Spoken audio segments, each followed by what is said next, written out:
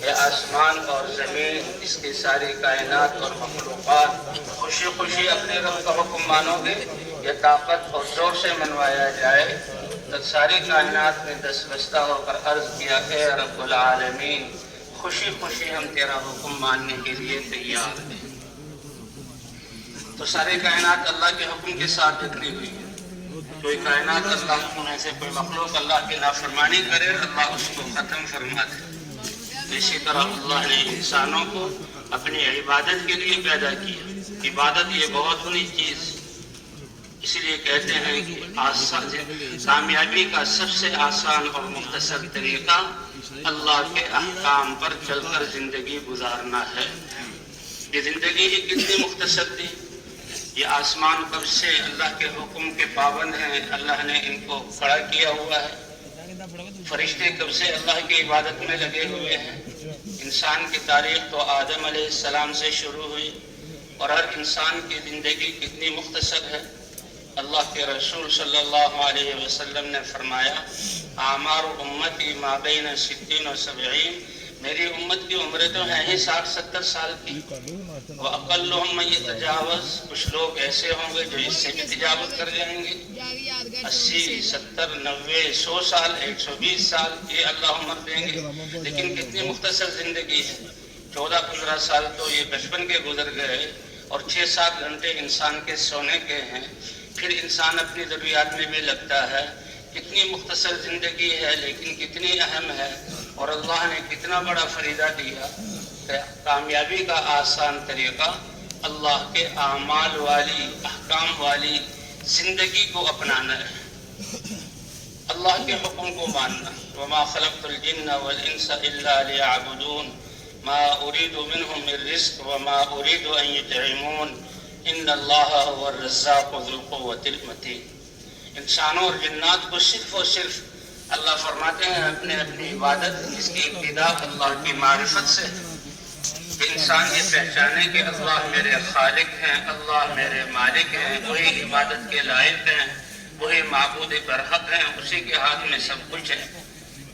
یہ معرفت اور پھر اللہ کی عبادت والی یہ زندگی، تو تھوڑا سا عرصہ اللہ نے عبادت کے لیے کیا، اور پھر دنیا میں بھی کامیابی اور آخرت میں بھی کامیابی۔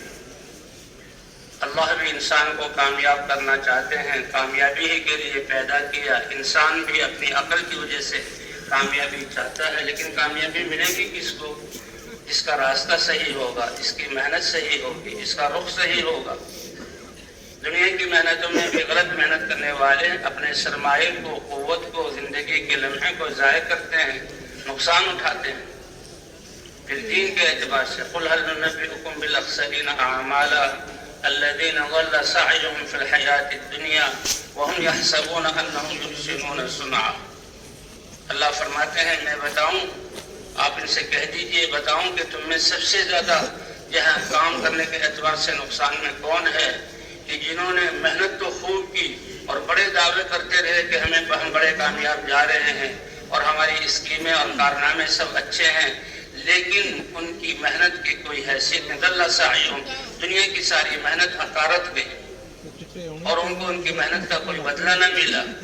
وَلَا نُقِيمُ لَهُمْ يَوْمَ الْقِيَامَةِ وَزْنًا، ان کے اعمال کا کوئی وزن قائم نہیں کرے گا۔ ایمان اور لا الہ الا اللہ، ایک انسان قیامت میں حاضر ہوگا، 99 دفتر اس کے گناہوں کے بھرے ہوئے ہوں گے، اور وہ ان دفتروں کو دیکھے گا اور کہے گا ہائے ناکامی۔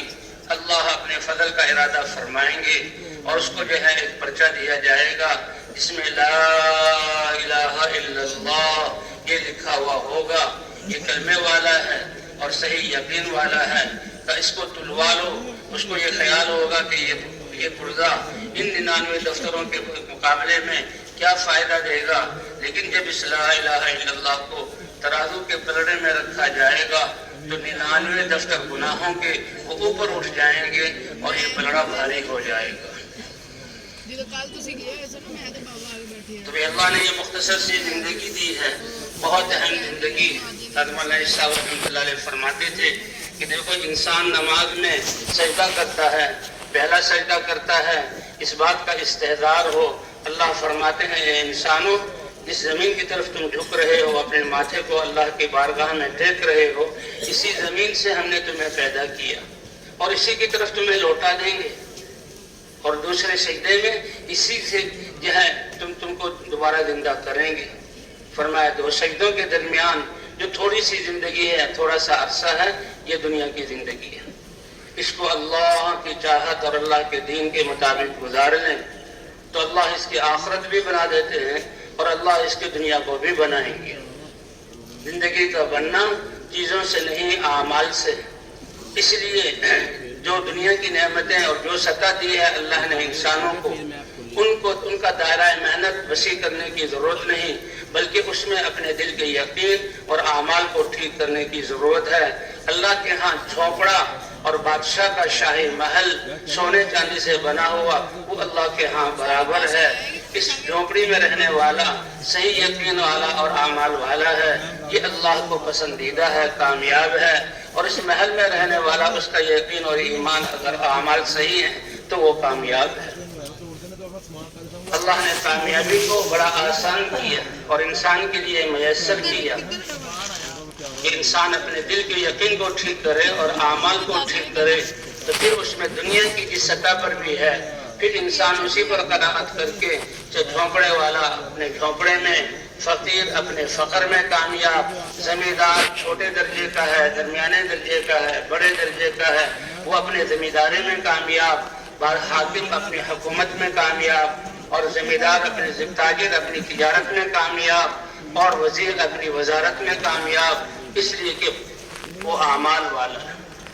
اللہ نے کامیابی کا دار و مدار اعمال پر رکھا۔ ان اللہ لا ينظر الى صورکم، اللہ کو اپنی شکلیں صورتیں نہ دکھاؤ، یہ اللہ نے بنائی ہیں، اس میں تمہارا کوئی اختیار نہیں، اس لیے اللہ تمہاری شکلوں اور صورتوں کو نہیں دیکھتے۔ ولا الى اموالکم، نہ اللہ تمہارے مالوں کو اور اسباب کو دیکھتے ہیں، ولکن ينظر الى قلوبکم، تمہارے دل کو دیکھتے ہیں کہ دل میں یقین کس کا ہے، دل میں محبت کس کی ہے، تأثر کس کا ہے۔ تو سب سے بڑی دولت یقین کی۔ ذرہ برابر اللہ کی ذات پر ایمان اور یقین لے کر گیا اور اپنی گناہوں کی سزا پا کر جب اس ایمان کی بنیاد پر جہنم سے نکلے گا، اللہ دنیا سے 10 گنا بڑی رقبے والی جنت عطا فرمائیں گے۔ اس کی زمین جو ہے مٹی کے بجائے جو ہے مشک کی ہوگی، اور جس کا گھاس یہ گھاس پھوس کے بجائے زعفران کا ہوگا۔ تو اس لیے اللہ تعالیٰ تمہاری شکلوں کو نہیں دیکھتے، تمہارے یہ مالوں کو نہیں دیکھتے، ان اسباب کو نہیں دیکھتے، اس میں تمہارا کوئی اختیار نہیں، لیکن اللہ تمہارے دلوں کو اور جسم سے نکلنے والے اعمال کو دیکھتے ہیں۔ یہ مختصر سی زندگی جو بچپن کے علاوہ اور سونے کے علاوہ تھوڑی سی زندگی ہے، اس زندگی کو ہم اعمال والا بنانے تو یہ انسان کامیاب ہے۔ اسی کے لیے حضرات انبیاء کرام سب سے پہلے لا الہ الا اللہ کی دعوت کو لے کر آتے اور اس کی دعوت کو لے کر قوم میں پھرتے۔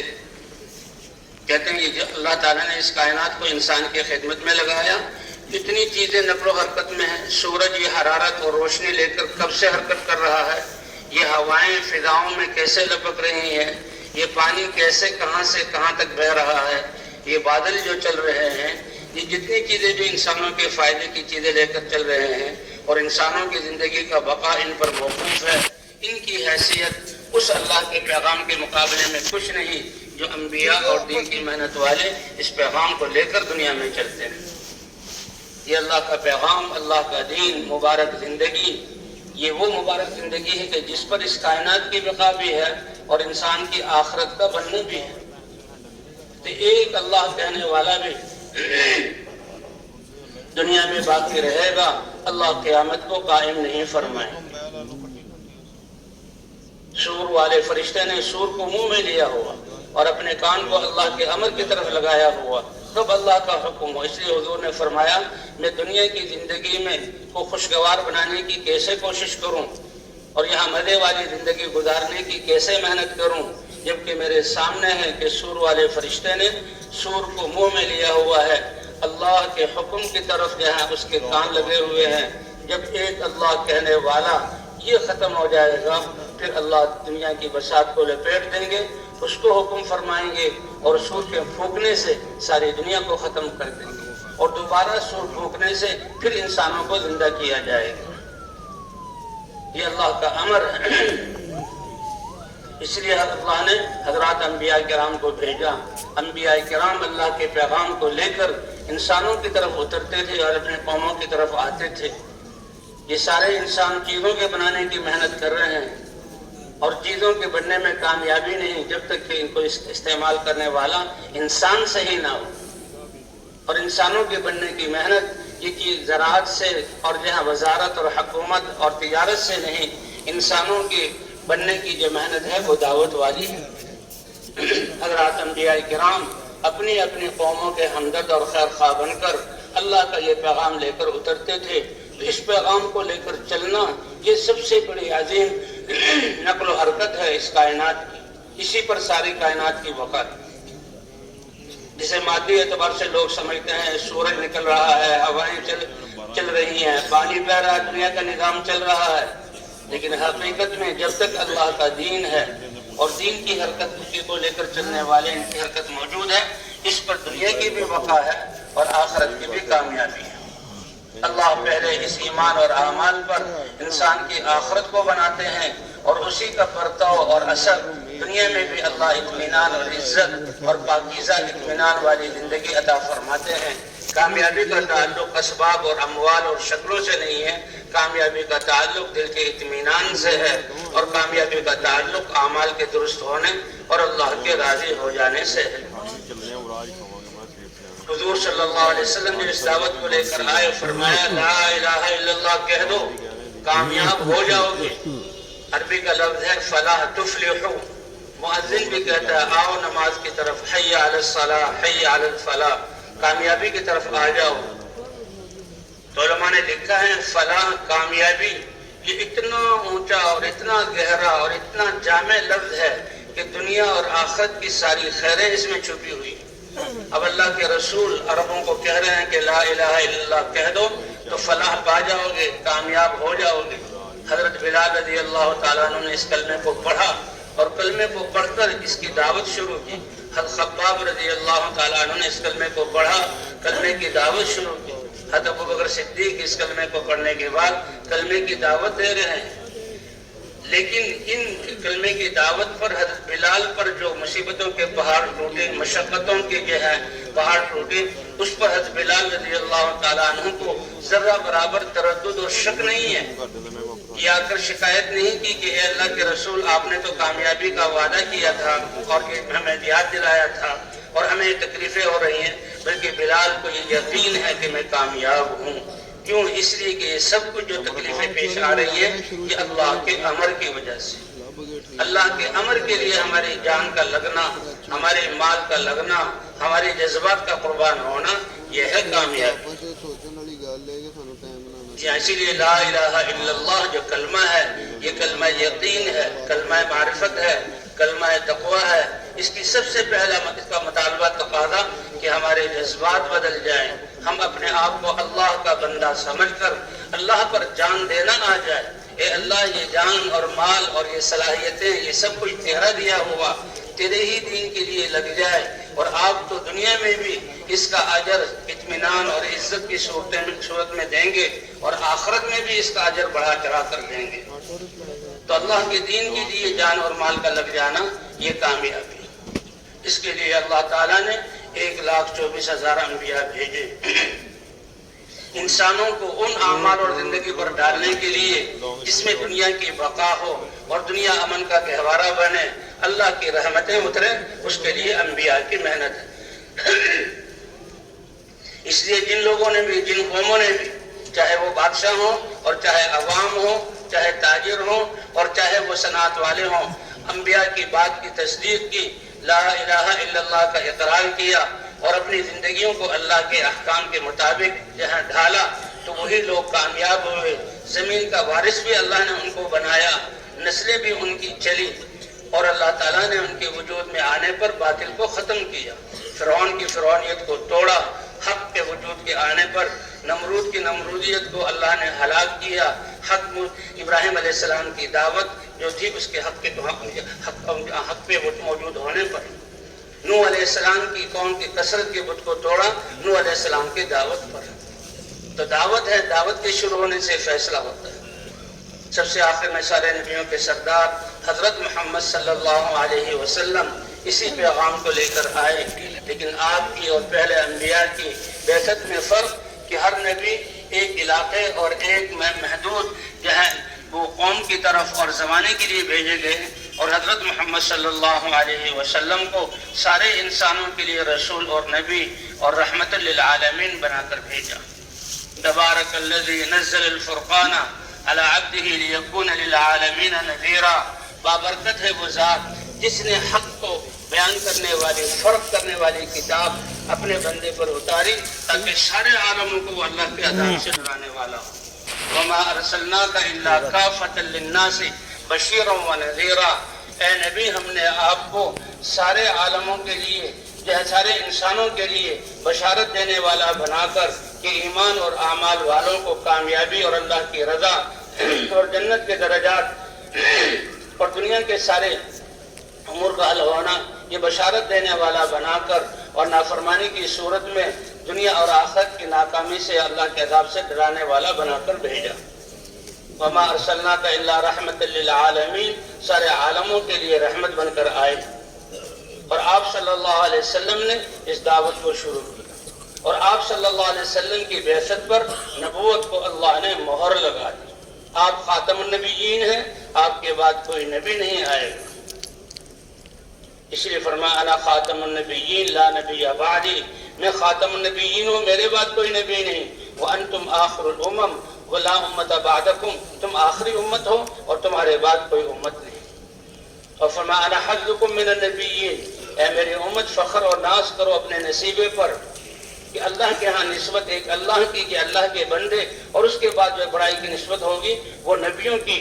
کون ابراہیم علیہ السلام کی اتباع کرنے والا ہے، کون موسیٰ علیہ السلام کی اتباع کرنے والا ہے، کون عیسیٰ علیہ السلام کا امتی ہے، کون داؤد علیہ السلام پر ایمان لانے والا ہے، ان کی نسبتیں ان کے ساتھ اسی کے مطابق مرتبہ، اور فخر کرو کہ تمہاری نسبت حضرت محمد صلی اللہ علیہ وسلم کی طرف ہے۔ کہ یہ کون ہے؟ یہ حضرت محمد صلی اللہ علیہ وسلم کی امت ہے۔ اللہ کو یہ امت پسند اور محبوب ہے۔ اس امت کے تذکرے پہلی کتابوں میں بھی کیے، اور اس امت کا تذکرہ قرآن پاک میں بھی۔ کنتم خیر امت، تم بہترین امت ہو، یہ اللہ نے تشکیل کی، اور اللہ نے اس کو پسند کیا، اور اللہ نے اس کو دنیا میں بھیجا اس لیے کہ تم اے امت محمدیہ سارے انسانوں کے لیے نکالے گئے۔ فرمایا تمہارا نصیبہ میں ہوں، تمہاری نسبت میری حضرت محمد صلی اللہ علیہ وسلم کی طرف ہے، یہ کتنا بڑا اعزاز ہے۔ اور میرے لیے بھی نصیبہ ہے کہ جو بہترین امت تھی نبیوں کے کام والی، وہ اللہ نے مجھے عطا فرمائی۔ تم بہترین امت ہو، سارے انسانوں کی نفع رسانی کے لیے نکالے گئے۔ اس لیے یہ دعوت والا کام اس امت کو پہلے دن سے ملا، جسے لا الہ الا اللہ یہ ایک وعدہ ہے اللہ سے۔ اللہ نے یہ نماز عطا فرمائی کا نماز کتنا بڑا امر ہے۔ اللہ 5 دفعہ اپنے گھر بلواتے ہیں، اور اللہ اکبر کہہ کر انسان اللہ اکبر کے کہنے سے لے کر اور سلام پھیرنے تک یہ 10 12 منٹ 15 منٹ کی جو عبادت ہے نماز کی، فرض نماز کو ادا کرنا، یہ کتنی بڑی عبادت ہے کہ انسان اس میں اپنے سارے اعضاء کو اللہ کے حکم کا پابند بنا دیتا ہے۔ 10 12 منٹ کی عبادت کہ اللہ اکبر کہنے سے لے کر سلام پھیرنے تک اپنے اعضاء اور دل اور دماغ کو اللہ کے حکم کا پابند بنا دینا، اس کا نام نماز ہے۔ اور لا الہ الا اللہ محمد الرسول اللہ، اس میں ہم نے اللہ سے ایک عہد کیا، اللہ سے وعدہ کیا، اور اتنا پیارا یہ وعدہ ہے۔ اللہ فرماتے ہیں اے ایمان والے، تو نے تو اس کلمے کو پڑھ کے اپنی جان اور مال کو مجھے بیچ دیا، اور میں نے تیری جان اور مال کو جنت اور اپنی رضا کے بدلے میں خرید لیا۔ کتنا بڑا یہ وعدہ ہے۔ محمد الرسول اللہ، محمد صلی اللہ علیہ وسلم اللہ کے رسول ہیں۔ جب وہ خاتم النبیین ہیں تو ان کے ختم نبوت کی وجہ سے اللہ نے ہمیں نبیوں والا کام، یہ دعوت والا کام عطا فرمایا۔ اس پیغام کو لے کر چلنا، اسی پر کائنات کی بقا ہے۔ جتنی چیزیں دنیا کے انسانوں کے فائدے کی چیزیں، فائدے کی چیزیں لے کر نقل و حرکت کر رہی ہیں، اس میں سب سے زیادہ اہم نقل و حرکت جو ہے ایمان والوں کا اس کلمے کو لے کر پھرنا ہے. کائنات کی بقا ہی اس پر ہے. اس لیے بھائی حضور صلی اللہ علیہ وسلم کی ختم نبوت کی وجہ سے اللہ نے یہ محنت اس امت کو عطا فرمائی. اس لیے فرمایا یہ بہترین امت ہے، یہ امت اللہ نے مجھے عطا فرمائی. اور حضور صلی اللہ علیہ وسلم کو حکم دیا جا رہا ہے، اے نبی آپ کہہ دیجئے ہذہ سبیلی، میری زندگی کا راستہ. پوری زندگی کو راستے سے تعبیر کیا، اور راستہ بتلاتا ہے کہ اس پر جو شخص چل رہا ہے وہ مسافر ہے، اس کی منزل تو آگے ہے. تو منزل ہماری اللہ کی رضا کو پا لینا اور آخرت ہے. تو اللہ اپنے نبی کو حکم دے رہے ہیں کہ آپ کی زندگی ایک راستہ ہے، اور کام اس میں کیا کرنا ہے. ادعو الی اللہ، اللہ کی طرف بلاتا ہوں بصیرت کے ساتھ، اللہ کی پہچان کرواتا ہوں، اللہ کی ذات پر ایمان، اللہ کی ذات پر یقین، اور اللہ کے احکام کو ماننا، دین پر چلنا، اس کی دعوت دیتا ہوں. اور جنت، یہ سب چیزیں دعوت اللہ میں ہیں بصیرت کے ساتھ. یہ میری زندگی کا مقصد اور راستہ ہے. اور جس نے بھی لا الہ الا اللہ محمد الرسول اللہ کہہ دیا، اس کی بھی زندگی کا راستہ ہے. کتنا بڑا اعزاز ہے، اور کس جگہ کس صورت کے ساتھ اللہ نے یہ اعزاز ہمیں دیا. اس لیے بھائی یہ امت جو ہے تبلیغ والا کام، یہ کوئی جو ہے جماعت نہیں ہے، یہ کوئی پارٹی نہیں ہے، یہ تو ہر مسلمان کا کام ہے. ہم سب اس محنت والے ہیں. اور یہاں آنا بیٹھنا اور یہ صبح سے شام تک اعمال میں شریک ہونا سننا اسی لیے ہے کہ ہمیں اپنی زندگی کا مقصد پتہ لگ جائے، اور ہم دل سے نیت کر لیں، اے اللہ ہم تو تیری طرف بلانے والے، تیرے دین کی طرف بلانے والے، اور تیرے نبی کی سنت اور زندگی کی طرف، کام کی طرف بلانے والے. اس لیے چاہے گھروں کو واپس جا رہے ہیں تو ہم سب اسی کام والے ہیں، اور جو اللہ کے راستے میں نکل رہے ہیں وہ تو بہت خوش نصیب ہیں، وہ بھی اس پیغام کو لے کر جا رہے ہیں. تو بھائی سب اس کے لیے تیار ہے نا انشاءاللہ. ہاں، اللہ کی طرف سے اللہ کا معاملہ نیتوں سے شروع ہوتا ہے. لوگوں کو کہو کہ میں نے یہ نیت کی ہے، کوئی اعتبار نہیں. وہ تو اچھی طرح کام لے کر، خون نچوڑ کر، پسینہ بہا کر، تھکا کر، پھر اپنی حیثیت کے مطابق اجر دے دیتے ہیں. اور اللہ کے ہاں معاملہ نیتوں کے بدلنے سے شروع ہو جاتا ہے. اے اللہ ہم تیرے نبی کی امت میں ہیں، اے اللہ ہم نے نیت کی کہ ابقیہ زندگی کا ہر سانس تیرے دین کو زندہ کرنے میں اور تیری نبی کی محنت کو کرتے ہوئے امت اور انسانیت کو اس پر لانے میں، اے اللہ یہ ہماری زندگی کا مقصد ہے. ہم نے یہ نیت کی تو اللہ کے ہاں ہماری حیثیت بدل جائے گی. پھر اللہ کی نظر ہماری طرف اسی حیثیت سے ہوگی، اسی کے مطابق اللہ تعالیٰ تربیت فرمائیں گے. ذمہ داری اللہ نے دی ہے کہ تم ساری انسانیت کے لیے نکالے گئے ہو، اور جتنی بڑی ذمہ داری کا احساس ہوگا، قدم اٹھائیں گے، اللہ کی مدد ہوگی، کام اللہ کی مدد سے چلے گا. اور اللہ کی مدد کے اترنے والے اعمال وہ حضور صلی اللہ علیہ وسلم والی نیت اور اعمال ہیں. اس لیے جو گھروں کو جا رہے ہیں وہ بھی اے اللہ پچھلی زندگی جو خواہشات کے پورا کرنے میں گزری، اور دنیا جس کو آپ نے فنا کرنے کے لیے بنایا اس کو بنانے میں گزری، زندگی کے لمحات ضائع ہوئے، اے اللہ اس کو معاف فرما دے. اور آئندے کی زندگی کا ہر سانس اور ہر لمحہ اے اللہ نبی کی محنت کو زندگی کا مقصد بنا کر کرنے کی توفیق عطا فرما دے. سب یہ نیت کریں بھائی، ہم سب اسی کام والے. اللہ نے اس امت کے مردوں کو بھی یہ ذمہ داری عطا فرمائی اور عورتوں کو بھی عطا فرمائی. حضور صلی اللہ علیہ وسلم دعوت دے رہے ہیں تو جو بھی جہاں عربوں میں سے مرد ہو یا عورت جو اس کلمے کو قبول کرتا ہے فوراً اس کلمے کی دعوت شروع کر دیتا ہے. حضرت ام شریک رضی اللہ تعالی عنہ یہ تو ایک دیہات سے آئیں، حضور صلی اللہ علیہ وسلم کے پاس آپ سے ملاقات ہوئی، آپ کی بات کو سنا، اللہ نے سعادت جہاں لکھی تھی، فوراً کلمہ پڑھا.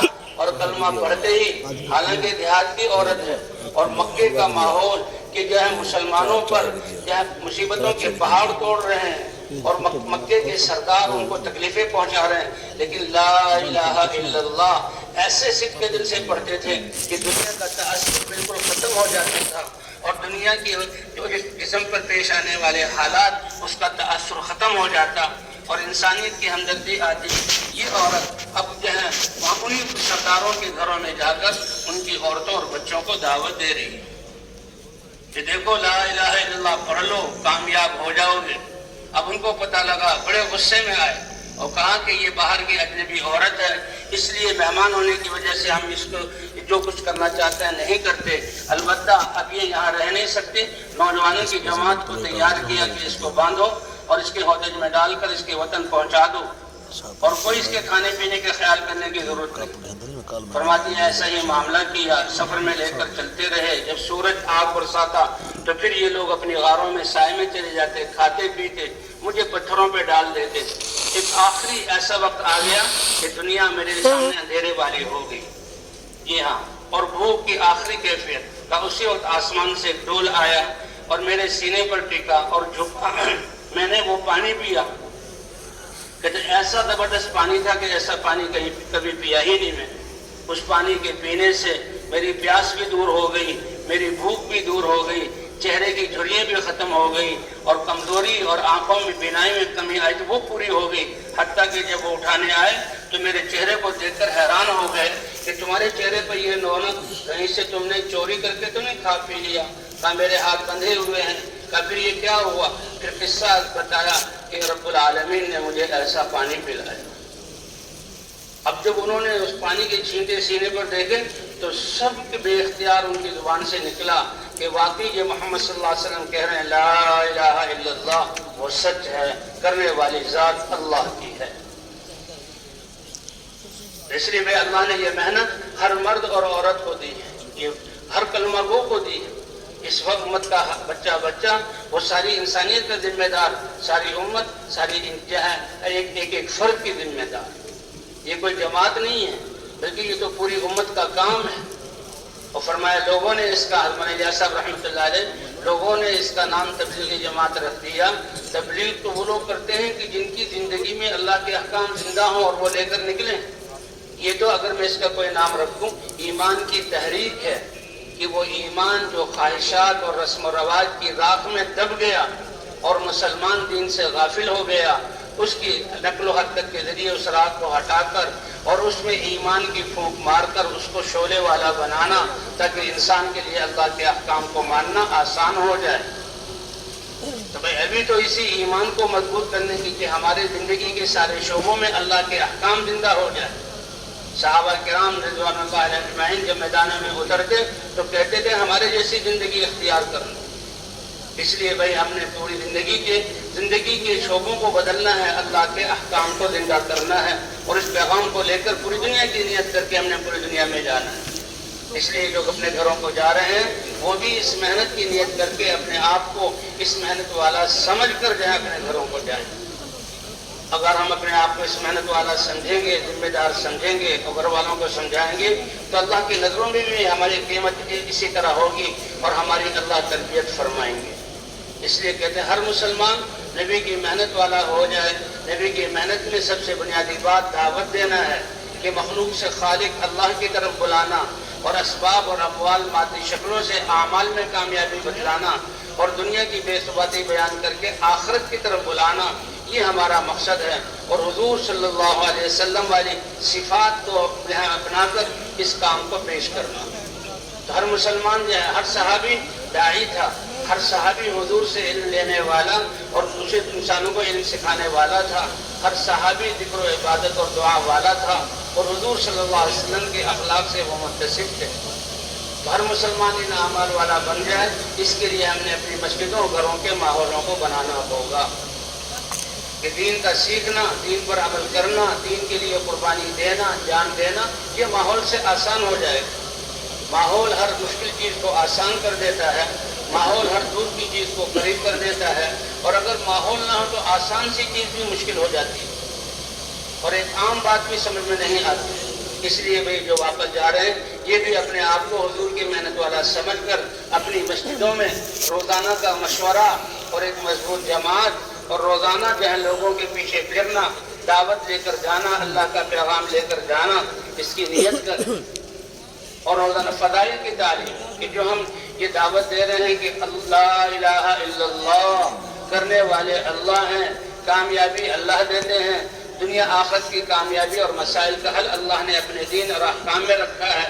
وہ کیسے ہوگا؟ اس کی تفصیل اور اس کی تقویت فضائل کی تعلیم کے ذریعے.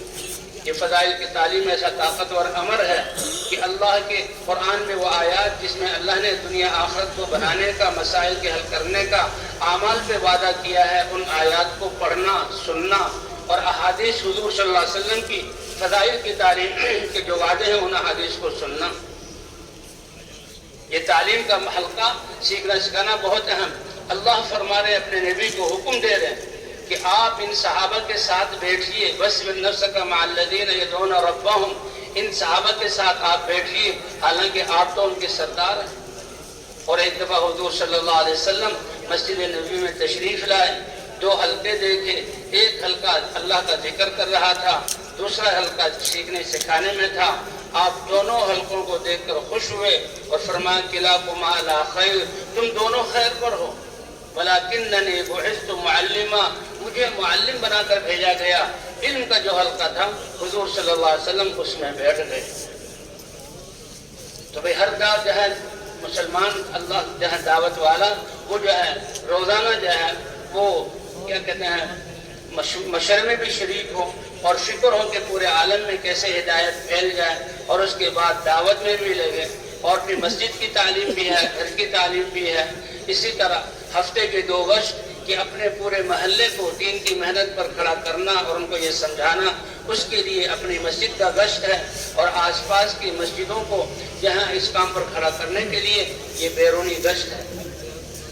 3 اعمال روزانہ کے ہیں کہ روزانہ کا مشورے میں بیٹھنا، اور ہم مشورے میں بیٹھیں گے اپنی فکر اس بات پر لگائیں گے تو اللہ راہیں کھولیں گے اور ہمیں صحیح سمجھ عطا فرمائیں گے، ہماری تربیت کریں گے. اور روزانہ کی مسجد کی تعلیم اور گھر کی تعلیم یہ، اور روزانہ لوگوں کے پیچھے پھرنا، لوگوں کے پاس اس کلمے کی دعوت کو دے کر جانا تمام انبیاء کرام کی سنت مشترکہ ہے.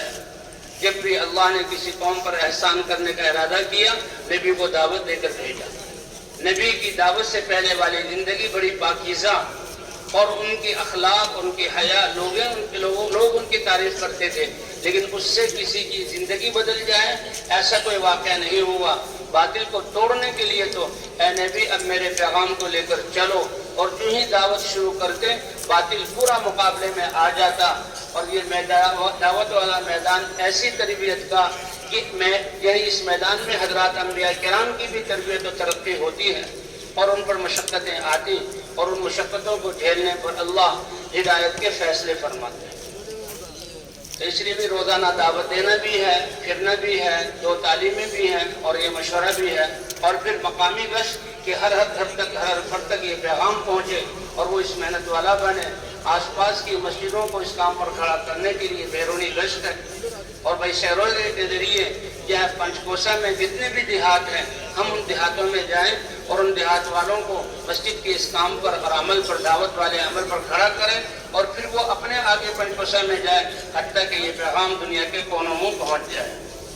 سن 1924 یا 26 میں مولانا الیاس صاحب رحمۃ اللہ علیہ اکیلے نے اس دعوت کو شروع کیا، پوری انسانیت کی نیت کی. آج اللہ نے اپنے فضل سے دنیا کے ہر ملک میں اس آواز کو پہنچا دیا.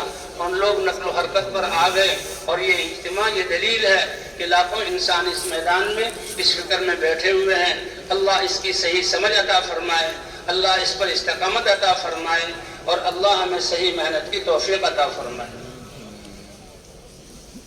تو شہروزے کے ذریعے سے یہاں آس پاس کے دیہات اور ان کو پھر آگے بھیجنا تاکہ دنیا کا کوئی گاؤں ایسا، مسلمان ایسا نہ بچے اس تک یہ دعوت نہ پہنچ جائے. اور 40 دن یہ ملکی سطح پر، اور بھئی 4 مہینے اللہ کے راستے میں لگانا تاکہ ہم اس محنت کو سیکھ. ہمارے گھر بھی جو ہے یہ دعوت کے مرکز، ہر مسلمان مرد اور عورت کو اللہ نے اس کے لیے چنا ہے. صحابہ کرام کے گھر ایسے کہ جب وفود آتے تھے عورتوں کو گھروں میں ٹھہرایا جاتا، مردوں کو مسجدوں میں ٹھہرایا جاتا، اور عملی زندگی اور دعوت اور اعمال ان کو سکھائے جاتے، چند دنوں میں سیکھ جاتے. ایک دفعہ ایک وفد آیا، آپ نے ایک محلے والوں کے حوالے کیا کہ ان کو سکھاؤ. ہفتہ بھر انہوں نے ان کی تعلیم کی. وہ تشریف حضور کی خدمت میں حاضر ہوئے، حضور نے چند سوالات کیے، خوشی ہوئی. پھر دوسرے محلے کے حوالے کیا، انہوں نے ان کو دین سکھایا، محنت سکھائی. مردوں نے مردوں کو، عورتوں نے عورتوں کو. پھر حضور کی خدمت میں تشریف لائے، حاضر ہوئے. تو حضور صلی اللہ علیہ وسلم نے سوالات کیے اور بہت خوش ہوئے کہ یہ تو بڑے باادب اور دین کے سمجھدار اور بڑی صفات والے بن گئے۔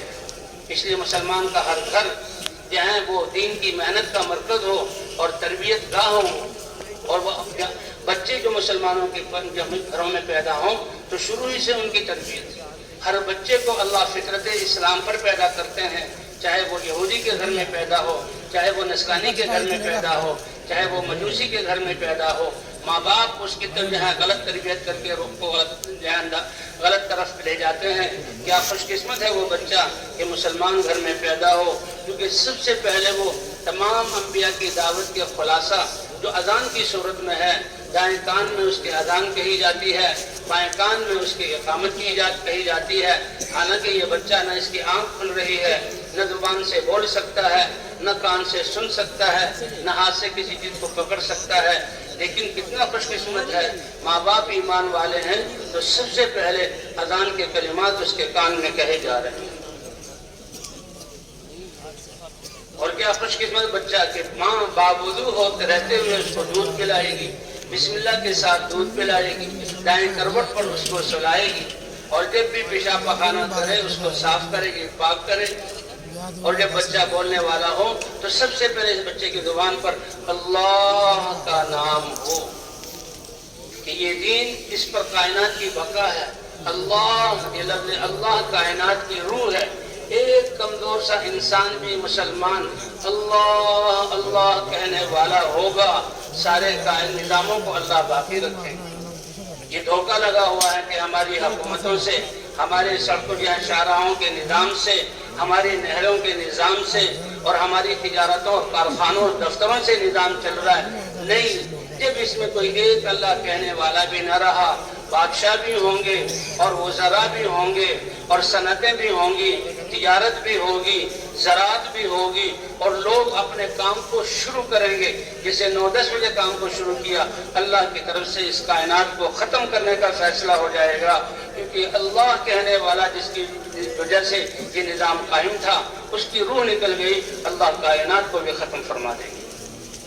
پھر صرف انسان نہیں، انسان مریں گے، جانور مریں گے، سمندروں میں آگ لگے گی، یہ پہاڑ اپنی جگہ سے ہٹ کر روئی کی گالوں کی طرح فضاؤں میں پھیل جائیں گے، سیارے اپنی جگہوں کو چھوڑ ٹکرا جائیں گے، سورج اور چاند کی بساط کو لپیٹ دیا جائے گا، اللہ آسمانوں کو بھی توڑ دیں گے، حتیٰ کہ فرشتے بھی ختم ہو جائیں گے۔ فرشتوں تو نور سے بنے ہوئے، اللہ پوچھیں گے اے ملک الموت کون باقی؟ اے اللہ آپ کی ذات ہے اور یہ 4 فرشتے ہیں، تو ان 3 کی روحوں کو بھی نکال لو، اور اے ملک الموت اب تم بھی مر جاؤ، اب کائنات کی بقا کا کوئی جواب نہیں۔ اور اللہ فرمائیں گے لمن الملک اليوم، بتاؤ آج کس کی بادشاہت ہے؟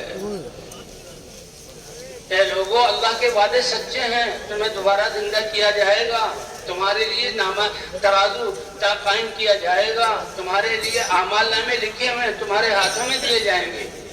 ما لهذا الكتاب لا يغادر صغيرة ولا كبيرة الا احصاها، یہ کیسا اعمال نامہ دے دیا گیا؟ میرے تو ایک ایک آنکھ، اور آنکھ کا دیکھنا، زبان کا بول، کان کا سننا، ہاتھ کی حرکت، پاؤں کے قدموں کا اٹھنا، سارے اس میں لکھے ہوئے ہیں۔ اور یہ کس کے لیے میں نے کیے؟ اگر اچھے اعمال ہے تو خوش ہوگا اور کہے گا ہا اقرؤ کتابیہ انی ظننت انی ملاق حسابیہ، اور محشر والوں پڑھ لو میری کتاب، میں بالکل مطمئن ہوں، پڑھو میری کتاب، مجھے یقین تھا کہ اللہ نے ان السمع والبصر والفؤاد کل اولئک کان عنہ مسئولا، کہ میرے دیکھنا اس کا بھی جہاں اس پوچھا جائے گا، زبان کے بولوں کے بارے میں بھی پوچھا جائے گا، کانوں کے سننے کے بارے میں بھی پوچھا جائے گا۔ یہ اللہ کی دی ہوئی یہ صلاحیتیں ہیں اور اللہ کسی چیز سے غافل نہیں ہے۔ تم چند پیسوں کے سکے دے کر جس کو دیتے ہو ایک ایک پائی کا حساب لیتے ہو، اور تم اس کی طرح انسان ہو۔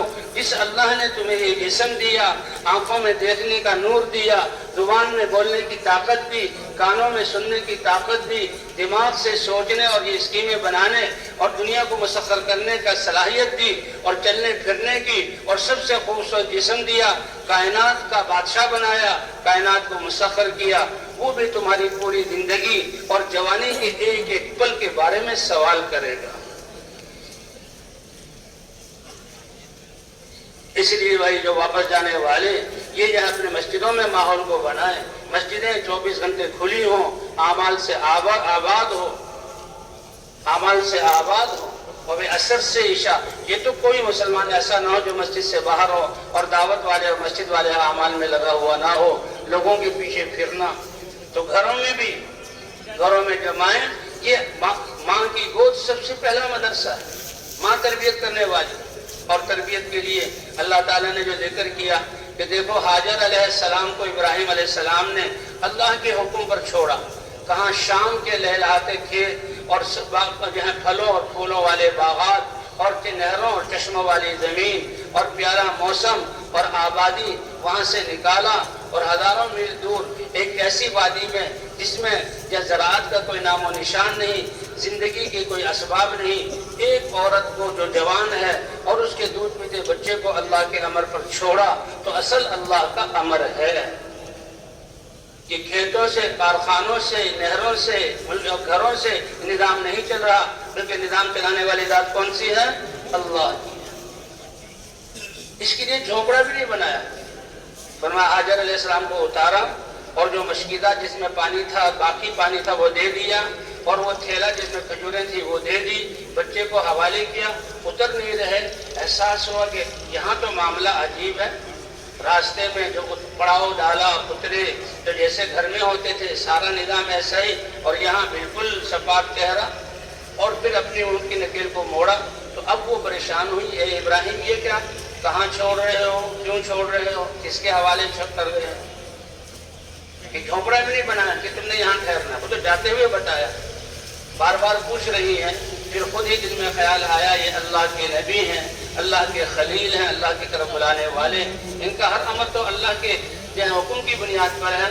اللہ امرک بہذا، کہ اللہ نے آپ کو حکم دیا کہ میں اس جوان عورت کو آبادیوں سے اور زندگی کے اسباب سے اتنی دور اور ایسی جگہ پر اکیلے چھوڑ کر جاؤ۔ اللہ امرک بہذا، کہ اللہ نے حکم دیا تو سر سے اشارہ کیا اور زبان سے نعم، ہاں اللہ کے عمر پر چھوڑ کر جا رہا ہوں۔ اللہ اکبر، ایسا یقین بنا ہوا تھا اذن لا یضیعن اللہ، پھر آپ جائیے، آپ کا مجھ کو اللہ کے حکم پر چھوڑنا اور میرا اللہ کے حکم کی بنیاد پر یہاں رہنا، اللہ مجھے اور میرے بچے کو ضائع نہیں کریں گے۔ صرف ایک جوان عورت اور ننھے سے بچے کی زندگی کو نہیں، اللہ نے ارب انسانوں کی زندگی کے اسباب ان کی قربانی پر وہاں بنا دیے، آب زمزم عطا کر دیا، بیت اللہ اپنا بنوا لیا، حضور صلی اللہ علیہ وسلم یہاں تشریف لائے، ایک قربانی کرنے والی امت بنی اور لاکھوں انسان حج کرنے والے بنے اور عمرہ کرنے والے بنے۔ سب کی زندگی اور دنیا اور آخرت کی کامیابی کے اسباب ان کی قربانی پر اللہ نے جو ہے وہ مہیا کی۔ اللہ کے امر پر اپنے آپ کو پیش کرنا، اسی میں کامیابی، اسی کا یقین بنانے کے لیے محنت۔ اور 10-12 سال کی عمر میں کوئی گھر نہیں، کوئی کپڑے نہیں، کوئی کھلونے نہیں، کھانے پینے، اس ماں نے کھجوریں اور پانی چند دنوں کے بعد ختم ہوا تو آب زمزم اللہ نے سب چیز کے لیے دے دیے کہ ماء زمزم لما شرب لہ، کہ آب زمزم ایسا دیا وہ علم والا علم کی نیت سے، بیمار شفا کی نیت سے، اور جہاں بھوک والا بھوک کے جہاں دور ہونے کی نیت سے، اور پیاس والا پیاس کے کس نیت سے اس آب زمزم کو پی لے گا اللہ وہ اس کی حاجت کو پورا کر دیں گے۔ یہ ان کی اس قربانی پر اللہ نے دیا۔ اور کیسے تربیت کی کہ ابراہیم علیہ السلام جب اس بچے کے بارے میں آئے کہ بھئی اس کو ذبح کرنا ہے، خواب دیکھا، بیوی سے کہا بچے کو تیار کرو، بچے کو لے کر چلے اور پہاڑیوں کے پیچھے لے کر چلے، اور بچے سے کہا کہ میں نے خواب دیکھا ہے، میں اللہ کا نبی ہوں اور یہ اللہ کا امر ہے کہ تمہیں چھری سے ذبح کر رہا ہوں۔ چھری دکھلائی تو فانظر ماذا تری، تمہاری کیا رائے ہے، میں کیا معاملہ کروں۔ اس ماں نے اس حالت میں اس بچے کی ایسی تربیت کی تھی کہ بچہ بھی شوق اور خوشی میں اچھل پڑا اور اپنے ابا کو بہت پیارے القاب سے پکارا، او پیارے ابا جان، میری ننھی سی جان اللہ کے لیے جائے اور یہ گردن تن سے جدا ہو، آپ دیر کیوں کر رہے ہیں، آپ جلدی کیجئے۔ آپ میری ماں نے تربیت ایسی کی کہ اپنے اس بچے کو اللہ کے امر پر جان دینے میں صبر کرنے والا پائیں گے۔ تو یہ ہے تربیت۔ تو گھروں میں بچوں کی تربیت، گھروں میں دین والا ماحول، گھروں میں ہر فرد اپنے آپ کو دعوت والا سمجھے، اور لوگوں کے رخوں کو دنیا سے دین کی طرف، تو ان اعمال کو جانے والے اپنے گھروں میں جہاں زندہ کریں گے بھائی انشاءاللہ۔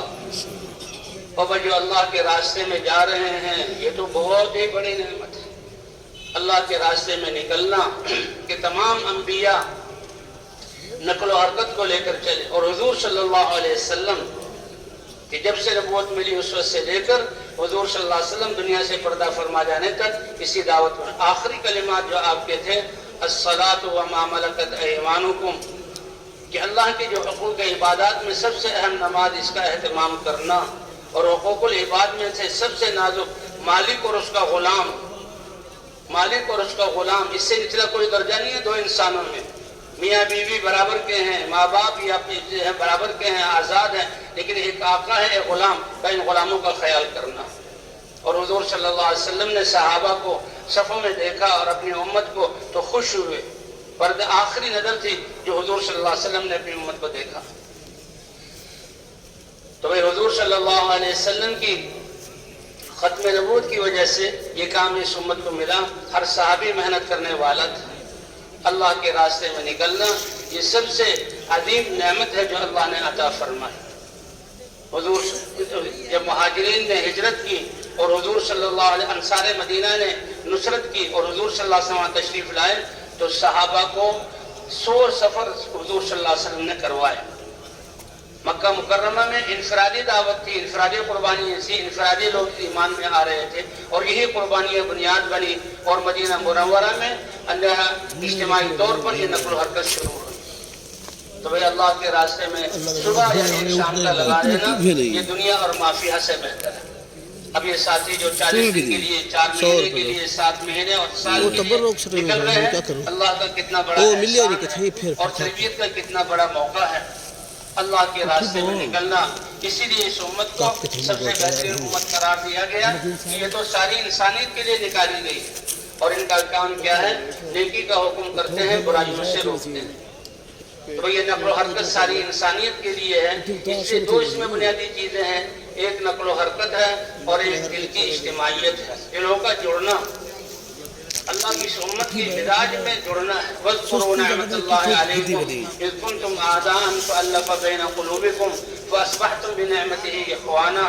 اللہ احسان جتلا رہے ہیں کہ دیکھو جب تم دنیا میں اپنے صلاحیتوں کو لگا رہے تھے، دنیا بنانے کی کوشش کر رہے تھے، خواہشات پر چل رہے تھے، تو دشمنیوں نے تمہارے بستیوں میں اور گھروں میں ڈیرے ڈالے ہوئے تھے، خون ریزی ہو رہی تھی، لڑائیاں ہو رہی تھی، اور اطمینان نام کی کوئی چیز نہیں تھی۔ اللہ نے اپنے نبی کو بھیجا اور مدینے میں کلمے کی دعوت آئی اور دین کو قبول کرنا شروع کیا، ساری دشمنیاں ختم ہونا شروع ہوئی اور اللہ نے بھائی چارے والی زندگی عطا فرما دی۔ تو یہ دین ہے ہی جوڑنے والا۔ اے پیارے نبی، اگر آپ کو دنیا کا مالک بنایا جاتا اور دنیا کے اسباب آپ لوگوں کو جب تقسیم کر دیتے، ان کے گھر بھی بن جائیں، گرمی سردی کے کپڑوں کا انتظام بھی ہو جائے، کھانا پینا بھی اچھا ہو جائے، یہ ان کو دے دیتے، ہر ایک کی ضروریات مہیا ہو جاتی، تو ان کے دلوں کو نہ جوڑ سکتے، لیکن فقر و فاقے والی زندگی ہوتے ہوئے دین کے ذریعے اللہ نے ان کے دلوں کو جوڑ دیا۔ تو دین ہے جوڑنے والی چیز۔ لو انفقت ما فی الارض جميعا ما الفت بین قلوبهم ولكن اللہ الف بینہم۔ اللہ نے اس دین کی برکت سے دلوں کو جوڑ دیا، ایثار اور ہمدردی عطا فرما دی۔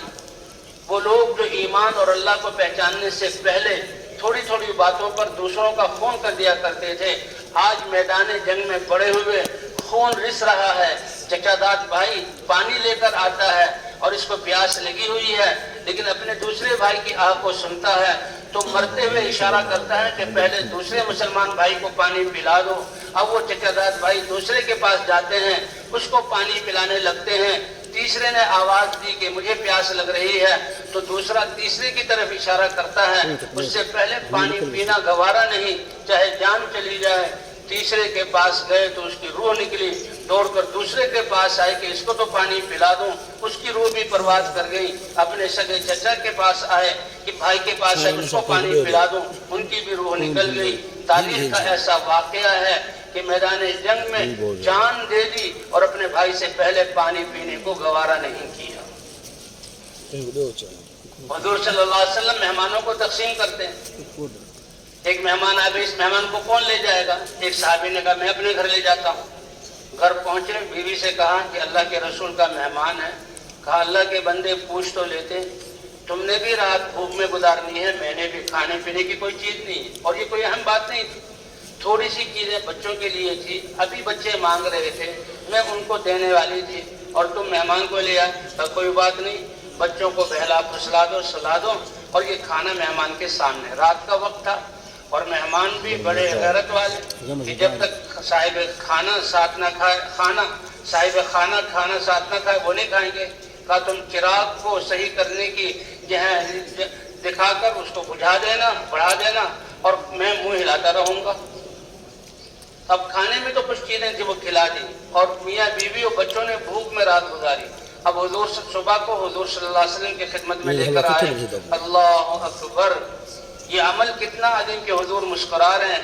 فرمایا اے میرے صحابی، فرشتے نے خبر دی کہ اللہ عرش پر تمہارے اس کام کی وجہ سے خوش ہو گئے کہ دیکھو ایمان والے کیسے ایثار کرنے والے ہیں. وَيُؤْثِرُونَ عَلَىٰ أَنفُسِهِمْ وَلَوْ كَانَ بِهِمْ خَصَاصَةٌ، خود بھوک ہوتے ہوئے دوسروں کو ترجیح دیتے ہیں. تو یہ ایک اجتماعیت ہے کہ دل جڑے ہوئے ہوں، اس لیے جماعتیں بنا کر نکلنا. اور دوسرے نقل و حرکت ہے، اور جیسے سورج کی نقل و حرکت جن جن چیزوں کو حرارت کی ضرورت ہے اس کے بقدر وہ حرکت کر رہا ہے.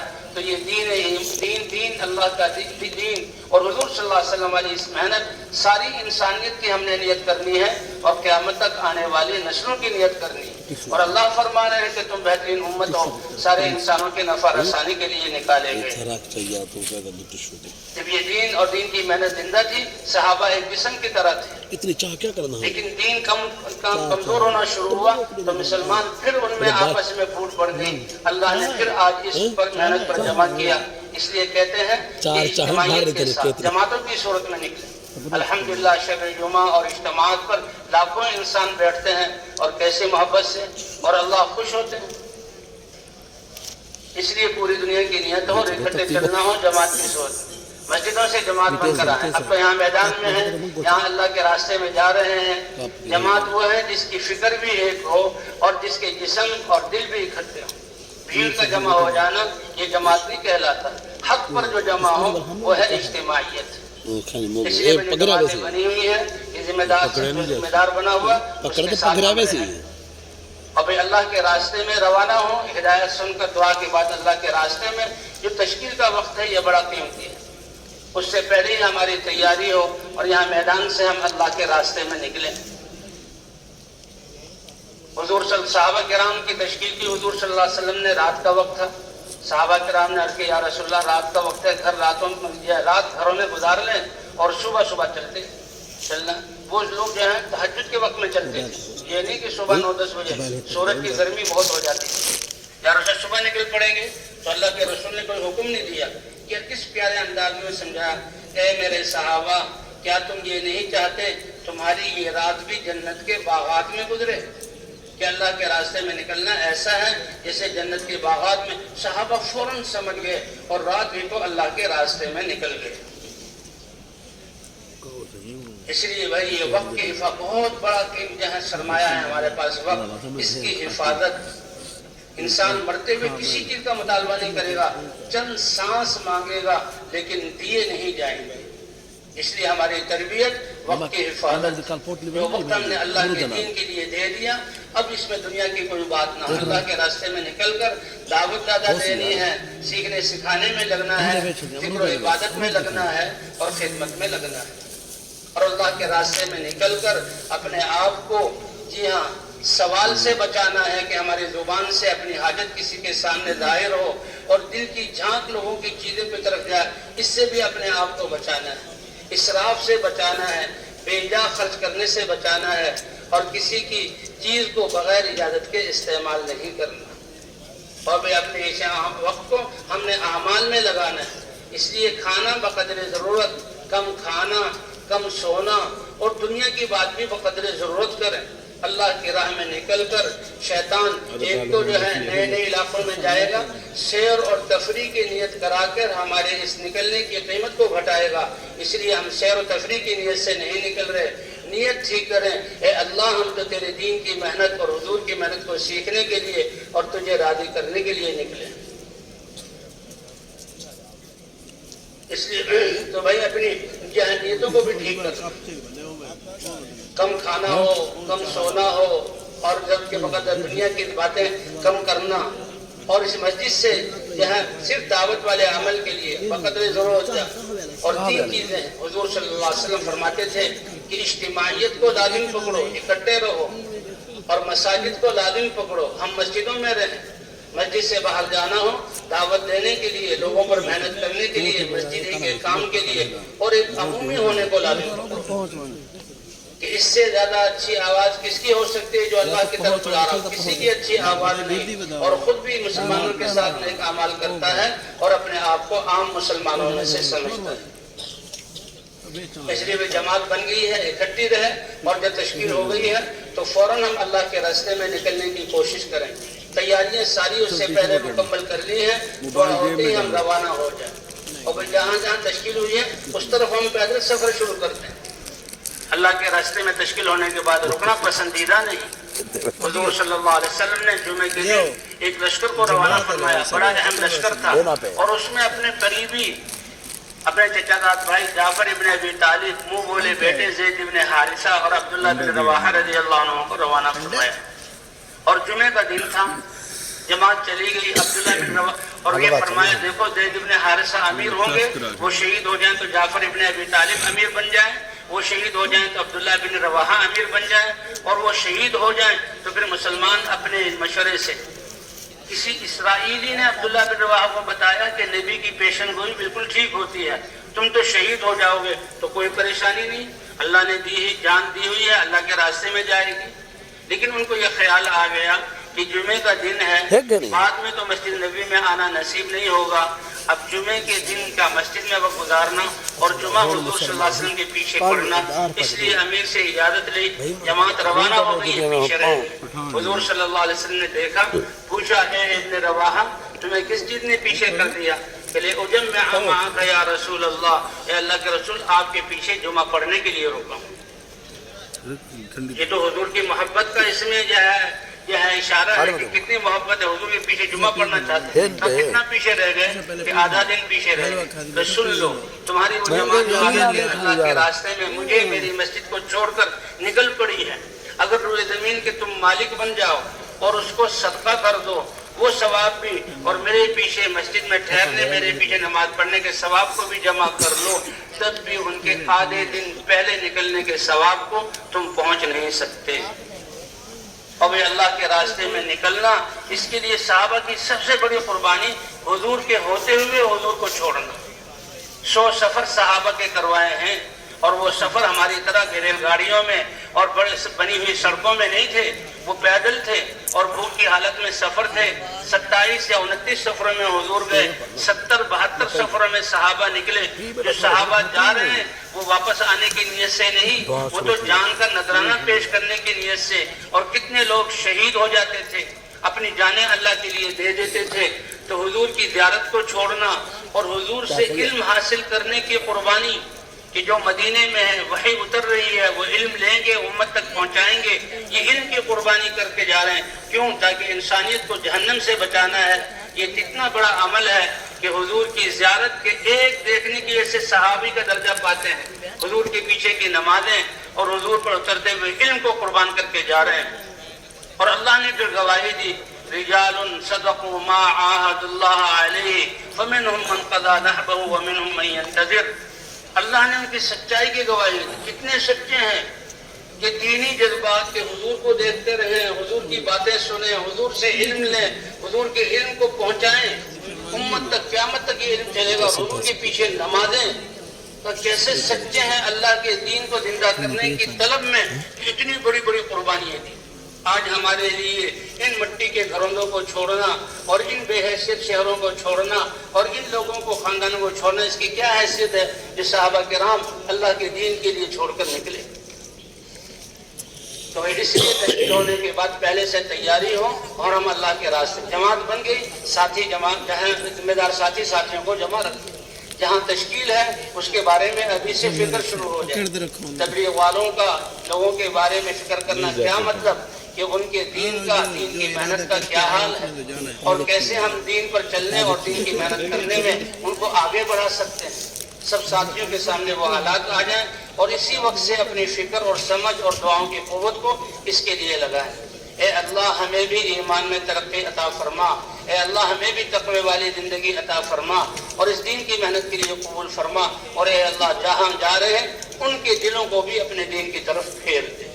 کیا مبارک نیتیں ہیں, کیا مبارک جذبات ہیں اور کتنے اونچے یہ لوگ ہیں کہ انسانیت کی ہمدردی میں ارحموا من فی الارض, تم زمین والوں پر رحم کرو گے, آسمان والا تم پر رحم کرے گا. اور اس کو اللہ کے دین کی مدد قرار دیا گیا. اللہ اس کو کتنا بڑا اعزاز کہ میرے یہ بندے میری دی ہوئی زندگی کے اوقات کو, میرے دیے ہوئی صلاحیتوں اور مالوں کو لے کر اپنی زبانوں سے میرے دین کے بارے میں باتیں کر رہے ہیں. یہ میرے دین کی مدد کر رہے ہیں. ان کا دین کی مدد کرنا اپنی حیثیت کے مطابق ہے اور میں اپنی قدرت کے ساتھ ان کی مدد کروں گا. اور جب میں مدد کرنے والا ہوں تو بھئی کائنات کی کوئی طاقت ان کے بال کو بھی بیگا نہیں کر سکتی. اور اگر اللہ ہی نے مدد کرنا چھوڑ دیا, بتاؤ ایمان والوں میں تمہاری کون مدد کرے گا؟ شیطان بھی تمہارا دشمن, تمہارے نفوس بھی تمہارے دشمن. باطل والوں کی اسکیمیں تمہیں مٹانے کے لیے اللہ نے یخذلکم, اللہ تمہاری مدد چھوڑ دے کہ تم نے دین کی محنت کو چھوڑ دیا ہے, پھر کون ہے تمہارا مددگار؟ کتنا بڑا وعدہ ہے اللہ کا. اس لیے یہ میدان جماعتیں جب جہاں پرچے مل جائیں اللہ کے راستے میں روانہ ہو. دو ساتھیوں کی جوڑی بنا دی جائے. سب کچھ حضور صلی اللہ علیہ وسلم کی سیرت سے.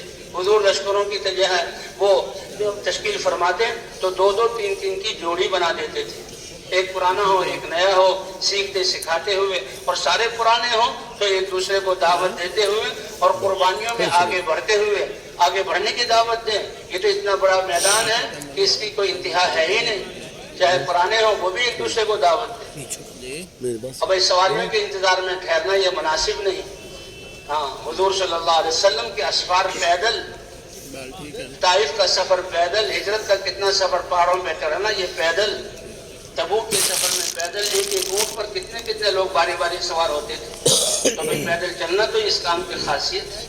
جس رخ کی تشکیل ہے چل پڑیں 2 ساتھی ہو کر, اور بھائی انتظامی امور کے اعتبار سے 2 ساتھی خدمت میں ہوں اور ان کے ذمے جو ہے یہ سفر کا انتظام کرنا.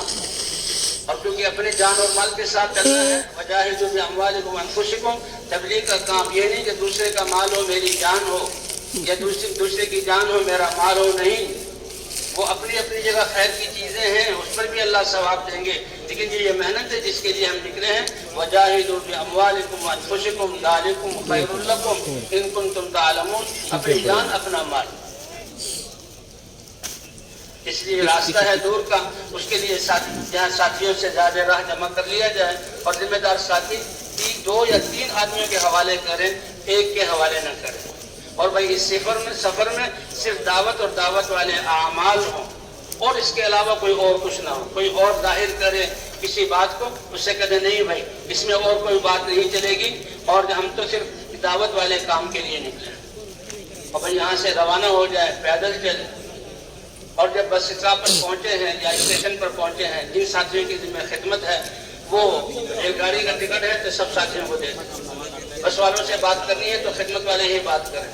گاڑی کے آنے میں, بس کے آنے میں دیر ہے تو اس طرح وہاں بیٹھ جائیں. اب یہ ہے جو وہاں پر مسافر آئے ہیں ان کا وقت بھی فارغ ہے, وہ بھی انتظار میں ہے. تو اصل یہ ہے کہ 2 ساتھی ہو کر سب جتنے بھی لوگ ہیں ان کو انفرادی طور پر دعوت دیں. یہ دعوت یہ سب اللہ داعی ہے, تمام انبیاء دعوت لے کر آئے, اور دعوت ہی سے اللہ نے دنیا کا باطل ختم کیا اور سارے فسادات کو دعوت کے ذریعے مٹایا. 2 ساتھی ہوں, ان کو دعوت دی جائے. ہماری دعوت میں لوگوں کو یہ بتلانا کہ اصل ذات اللہ کی ہے, کامیابی اللہ کے ہاں سے ملتی ہے, اور کامیابی کا راستہ اللہ کا مبارک دین ہے, اور دین کا زندگی میں آنا اس کے لیے نیکیوں کی محنت ہے. اور حضرت محمد صلی اللہ علیہ وسلم کی تشریف آوری پر نبوت پر مہر من لگ گئی, آپ خاتم النبیین ہیں. اب یہ محنت اس امت کے ذمہ, اب اس محنت پر جو اللہ کی مددوں کے وعدے ہیں, فضائل ہیں, وہ سنا کر ان کو اللہ کے راستے میں نکلنے کے لیے تیار کیا جائے. ورنہ پھر تعلیم کو شروع کر دی ہے، تعلیم میں ان کو جوڑ لیا جائے. تعلیم بھی کہ ہم اللہ کے راستے میں نکل کر کریں یا جہاں بھی کریں ایسا ساتھی تعلیم کریں جو اس تعلیم کے بعد ہر جگہ حدیث اور فضائل پڑھنے کے بعد عمل اور محنت پر ذہن ڈالنے کے لیے 2-3 جملے کہہ دیں. صرف یہ نہیں کہ دعا کرو گے جی اللہ اس پر عمل کی توفیق دے. نہیں بھائی، اللہ نے ہمیں حضور کی امت میں بنایا ہے، اب یہ فضائل ہمیں کیسے حاصل ہوں، ہم ان اعمال پر کیسے آ جائیں، اس کے لیے یہ محنت ہے اور اللہ کے راستے میں نکلنا ہے. چند جملے جو ہیں عمل پر آنے کے اور محنت کرنے کے وہ جو کہہ دے تاکہ لوگوں کو پتہ لگے.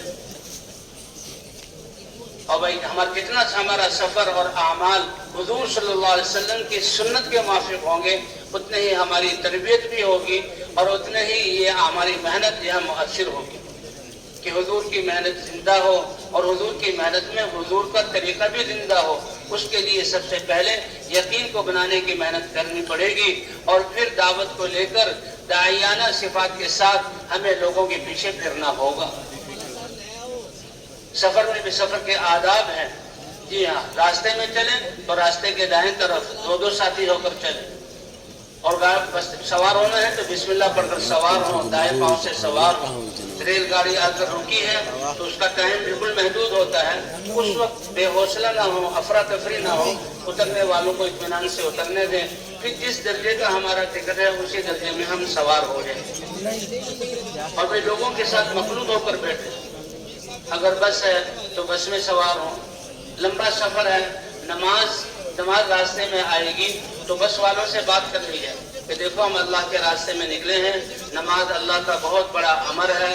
نماز کے لیے آپ نے ایسی جگہ پر روکنا ہوگا جہاں پانی کا انتظام اچھا ہو، ساتھ ہی وضو کرنا چاہیں وضو کر کے باجماعت نماز پڑھ لیں. جو بس والا ہماری اس بات کو قبول کرے اس کے ساتھ سفر، اگر وہ اس بات کو قبول نہ کریں تو اپنے سفر کو حصوں میں تقسیم کر لیں کہ جہاں نماز کا وقت ہے وہاں اتر جائیں اور اس سے جو ہے اتنا ہی کرایہ دیں، پھر نماز پڑھ کر پھر اگلے سفر کا جو ہے ترتیب بنے. اور بھائی بس والوں سے بات کرنے میں جو مسلمان نہ کسی کو دھوکہ دیتا ہے نہ دھوکہ کھاتا ہے، اچھی طرح کرایہ معلوم کر لیا جائے. اب جتنے ساتھی ہیں انہیں کے جو ہے پورے پیسے دیے جائیں. اب ساتھیوں کا یہ ہے کہ جی ہم 12 ساتھی ہیں، 2 ساتھیوں کا ٹکٹ جو ہے تم نہ لو، اس کے پیسے بھئی ہمارا یعنی یہ سودا جو ہے کامیابی والا نفع کا سودا نہیں ہے. یہ تو ایک روپیہ خرچ کرنے پر اللہ 7 لاکھ روپے خرچ کرنے کا ثواب عطا فرمائے گا. ان کی مجبوری کی وجہ سے اپنے ہاں زیادہ بھی نہ دیں، زیادہ بھی ہم سے نہ لیں، لیکن ہم کم بھی نہ کروائیں. یہ تو اللہ کا شکر ہے کہ اللہ تعالیٰ نے اپنے راستے میں کا جو 1 روپیہ خرچ کرے گا 7 لاکھ روپے صدقہ کرنے کا ثواب عطا فرمائے گا. اور دوسری حدیث میں ان الصلاۃ والصیام کوئی گل نہیں فی سبیل اللہ ب700 ضعف کہ مال کے خرچ کرنے پر اللہ 1 روپے کے بدلے میں 7 لاکھ روپے صدقہ کرنے کا ثواب عطا فرماتے ہیں. اور اللہ کے راستے میں نکل کر ذکر روزے رکھنا نماز اس میں ڈالے عبادت ہے، یہ مالی عبادت سے بھی 700 گنا اور بڑھ جاتا ہے. اس پر حساب لگانے والے حساب لگاتے ہیں. اس لیے ہماری بچانے کی نیت نہ ہو، ہماری تو لگانے کی نیت ہے. اس لیے جب گاڑی میں سوار ہوں دائیں پاؤں سے بسم اللہ پڑھ کر سوار ہوں اور چائے گرم ہے تو الحمدللہ 3 مرتبہ اور اللہ اکبر 3 مرتبہ اور اللہم انی ظلمت نفسی دعا پڑھ کر آسمان کی طرف اشارہ کر کے مسکرائیں. اور پھر جو سفر کی دعائیں ہیں جو نیا ساتھی ہے ان سے بھی وہ دعائیں کروا لیں. اور یہ سفر بھی ہمارا دعاؤں کی جہاں انہی اعمال کے ساتھ ہو، یا دعوت میں لگے ہوئے ہوں یا سیکھنے سکھانے میں لگے ہوئے ہوں یا ذکر اور دعاؤں میں لگے ہوئے ہوں. نماز کے اوقات اگر گاڑی کا سفر ہے تو نظام الاوقات دیکھ لیا جائے. جہاں پر گاڑی 15-20 منٹ کھڑی ہوتی ہے وہاں پر اتر کر اطمینان سے نماز پڑھیں. لیکن اگر اچانک گاڑی کھڑی ہو جائے تو بغیر تحقیق و بغیر اطمینان کے اتر کر نیچے جو ہے نماز نہ پڑھیں، ورنہ ایسا نہ ہو کہ سگنل ہو گیا گاڑی چل پڑی اور نماز کو توڑ کر جہاں دوڑ رہے ہیں، یا منظر اچھا نہیں. اپنے ساتھ پانی کے کین وغیرہ رکھیں کیونکہ جو وہاں پانی بعض دفعہ ہوتا ہی نہیں ہوتا ہے، بہت تھوڑا ہوتا ہے. وہ بہت ساری جو مسافر ہیں ان کا حق ہے کہ وضو کرنے میں بھی ہماری احتیاط ہو. سب سے اچھی بات تو یہ ہے کہ ہم باوضو رہیں، کہ مومن کا ہتھیار ہے باوضو رہنا. ہتھیار کس کے مقابلے میں؟ نفس اور شیطان کے مقابلے میں باوضو آدمی پاک ہوتا ہے، دین کی طرف رغبت ہوتی ہے، باوضو رہے۔ ایک صحابی حضور کے پاس ہے، یا رسول اللہ اس کی شکایت کی، حضور نے فرمایا باوضو رہا کرو، باوضو رہے، اللہ نے ان کو غنی کر دی۔ بہت اچھی بات ہے باوضو۔ بس والے سے بات کی، اب اگر نماز پڑھنی ہے تو اپنے جہاں اگر کین اور پانی ہو تو اچھا ہے، باوضو رہیں۔ جو ہی گاڑی اگر رکے، زیادہ رک رہی ہے تو اذان ڈبے ہی میں دے دیں اور اتر کر نماز پڑھ لیں، ورنہ تو پھر ریل گاڑی میں جگہ ہوتی ہے دروازے کے پاس، اور بعض گاڑیوں میں کوئی ڈبہ بھی ہوتا ہے جس میں ہم باجماعت قیام کے ساتھ نماز پڑھیں۔ اور بس میں اگر جا رہے ہیں، بس والے نے روکا ہے تو بھئی وقت کی حفاظت سے، کہ اس نے کہا بھئی 10 منٹ آپ نے کہا تھا میں نے دے دیے، تو اترتے ہی اگر وضو استنجا کی ضرورت ہو وضو استنجا کر کے باجماعت نماز پڑھ کے جو وقت دیا ہے اسی وقت پر ہم جہاں گاڑی میں بیٹھ جائیں۔ اس کے بعد سفر کے دوران، سفر میں بھی ہم نے دعوت کا عمل کرنا ہے، ہم لوگوں میں سے مل جل کر بیٹھیں اور ان کو اپنے ساتھ بٹھائیں تاکہ دعوت دے سکیں۔ دعوت وہ عمل ہے کہ جو اللہ کے احکام ہیں، نماز وغیرہ کے عبادات ہیں، اس کا اجمال قرآن میں ہے، تفصیل اللہ نے حدیث کے ذریعے حضور سے بیان کروائی، لیکن دعوت کے اصول اور آداب اللہ نے قرآن پاک میں بیان کی۔ ادعو الی سبیل ربک بالحکمت والموعظۃ الحسنہ، آپ اپنے رب کے رستے یعنی دین کی طرف بلائیے حکمت کے ساتھ، اگلے کے مزاج کو پہچان کر، اس کی دینی سطح کو پہچان کر، یہ دعوت دیتے دیتے اللہ یہ حکمت عطا فرمائیں گے۔ جتنا اپنے آپ کو انفرادی دعوت میں لگائیں گے، اپنی نیت کر کے اپنا ایمان یقین بھی بنے گا اور تربیت ہوگی اور اللہ یہ حکمت عطا فرمائیں گے۔ تو حکمت یہ ہے کہ بھئی جو جس سے ہم بات کر رہے ہیں، اب اس سے پوچھ لیا تم سے نام کیا ہے، کیا کام کرتے ہو، 2-3 جملوں ہی میں اندازہ ہو جائے گا کہ یہ بھائی اس کی دینی سطح کیا ہے، اور پھر کہاں آپ نے اترنا ہے یہ بھی پوچھ لیا جائے۔ اب اس تھوڑے سے وقت میں اس کو اپنی بات سمجھا دی جائے۔ الحمدللہ اللہ نے یہ عالمی ذمہ داری کا کام دیا ہے اور اس میں اعجاز ایسا رکھا ہے کہ اعلان کرنے والا ساری تبلیغ کے خلاصے کو چند جملوں میں کہہ دیتا ہے۔ او بھائیو، اللہ نے میری اور آپ کی بلکہ تمام انسانوں کی دنیا آخرت کی کامیابی صرف اور صرف اپنے مبارک دین میں رکھی ہے، اور اس مبارک دین کا زندگیوں میں آنا یہ نبیوں کی محنت کے ساتھ مربوط ہے۔ حضرت محمد صلی اللہ علیہ وسلم کی ختم نبوت کی وجہ سے اللہ نے یہ اعزاز اور یہ ذمہ داری ہر کلمہ گو کو عطا فرمائی ہے۔ اس بارے میں بات چیت ہوگی، آپ تشریف رکھیں۔ کیسے سمندر کو کوزے میں بند کرے، ساری بات آ گئی، الفاظ یہ متعین نہیں ہے، اللہ نے صلاحیتیں اور سلیقے مختلف دیے ہیں، جو جتنے اچھے انداز میں بات کر سکے کہ دین کی کامیابی دین میں بتلانی ہے اور کامیابی اللہ دیتے ہیں، اور دین کے آنے کا راستہ وہ نبیوں کی محنت ہے، اور ختم نبوت کے صدقے ہر کلمہ گو مرد عورت کے ذمہ یہ کام ہے، اور اس کے فضائل سنا کر اللہ کے راستے میں نکالنا۔ اترنے سے پہلے اس کو احساس ہو جائے کہ بھئی یہ لوگ جو پھرنے والے ہیں یہ ایسے ہی نہیں پھر رہے، کتنی بڑی ذمہ داری اور کتنی بڑی نعمت کو لے کر پھر رہے ہیں۔ وہ راستے میں ہمارا تو اپنا سب کچھ لگانا ہے، لیکن لوگوں کے پاس جو کچھ ہے اس کی نیت نہ ہو، دل کی جھانک بھی نہ ہو، مانگنا بھی نہ ہو۔ اس لیے لوگ اگر اکرام کریں تو ہم بڑی حکمت اور پیار محبت سے جو ہے ان سے معذرت کر لیں، یہ بھی نہ ہو کہ ان کو محسوس ہو جائے، اور خود ہم کھلانے پلانے میں جتنا اکرام کر سکتے ہیں اکرام کریں ان کا۔ اگر وہ کہے کہ جی میں تو آپ کے ساتھ ابھی جانے کے لیے تیار ہوں، تو ان کو بتایا جائے کہ بہت اچھا جذبہ ہے، لیکن اس کام کی ترتیب ہے، ہم جماعتوں کے ساتھ نکلتے ہیں، اپنے مسجد میں جا کر جیسا کہ کام کر رہے ہوں تو ان کے ساتھ تعلیم میں شریک ہوں، گشتوں میں شریک ہوں، اور سیر روزے کے لیے نکلیں اور علاقے سے جماعت بنا کر پھر اللہ کے راستے میں آئیں، پوری تفصیل ان کو سمجھا دی جائے۔ ہر ایک ساتھی دعوت میں لمبا سفر ہے تو تعلیم بھی کر سکتے ہیں، تعلیم میں آس پاس کے ساتھیوں کو جوڑ سکتے ہیں، وہی سیکھنے سکھانے کا کام بھی ہو، پرانا اور نیا ساتھی ہے، سیکھنے میں سب سے پہلے وہی کلمہ طیبہ لا الہ الا اللہ محمد الرسول اللہ، یہ سب کا ٹھیک، اور ایمانیات کو بھی سیکھا جائے۔ جی ہاں، اور نماز، سورہ فاتحہ، سورت اور وضو اور ان چیزوں کو بھی آپس میں 2-2 شکل کر کے ساتھی سیکھیں، اور بھی 6 نمبروں کو سیکھنا۔ یہ 6 نمبر کیا ہے؟ یہ ہمارے دین میں ضروری چیزیں،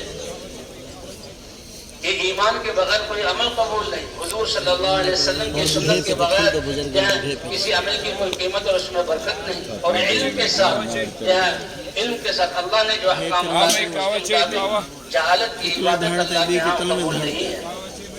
اور بھئی اخلاق اچھے کرتے ہوئے تاکہ ہمارا دین اور عمل ہمارے لیے محفوظ رہے اور اخلاص کے ساتھ اور نفس کے مجاہدے کے ساتھ سب سے پہلے نمازوں میں ان 6 صفات کی مشق کی جائے اور پھر ہر عمل کو ان 6 صفات کے ساتھ. جیسے شروع میں عرض کیا کہ 10-12 منٹ اللہ اکبر سے لے کر سلام پھیرنے تک اپنے آداب کو اللہ کے حکم کا پابند کرنا، اس کو نماز کہا جاتا ہے. اور لا الہ الا اللہ کے اقرار کی وجہ سے 24 گھنٹے کی زندگی میں اللہ کے حکم کو اپنانا، جس شعبے میں ہو اس میں اللہ کا حکم، نبی کا طریقہ دیکھنا، یہ دین ہے. جو دنیا جہاں دی نویں چیز تو پہلے نماز میں نماز جو ہے اس یقین کے ساتھ کہ اللہ اس پر ہمارے دنیا اور آخرت کے کام بنائیں.